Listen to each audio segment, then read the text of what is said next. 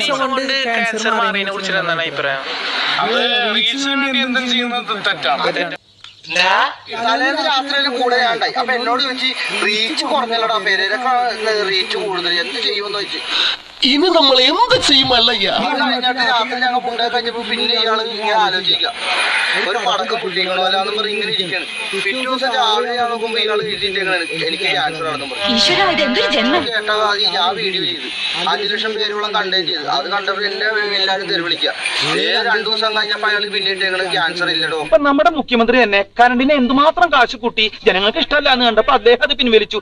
ഞാൻ വലിയ മുഖ്യമന്ത്രി ഒന്നുമല്ല, എന്നാലും ഞാനത് അങ്ങോട്ട് പിൻവലിച്ചു. ഇന്നലെ പോസ്റ്റ് ഇട്ടേക്കണ് എനിക്ക് ക്യാൻസർ ഇല്ല, എനിക്ക് റീച്ച് കുറഞ്ഞോണ്ടാണ് ചെയ്തത്. നാണമില്ലേടോ? ഇയാളെ ശരിക്കും പറയാൻ ഞാൻ ഇരിക്കാത്ത എന്തുകൊണ്ടാ കൂടെ നിർത്തി കുറെ നാൾ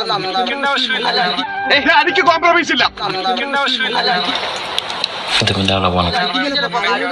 കൂടെ നിക്കണവരെ വല്ല മണ്ണന്മാരായിരുന്നു. നല്ല ഇടിയുടെ കുറവുണ്ടായി.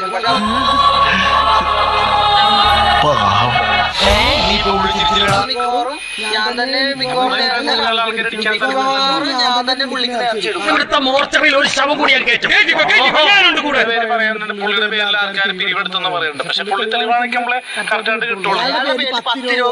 വെച്ചാൽ തരൂല.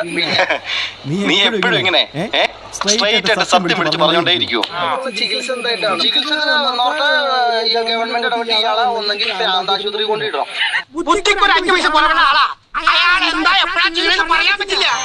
ശത്രുക്കളുടെ എണ്ണം കൂടിക്കൂടി വരികയാണ്.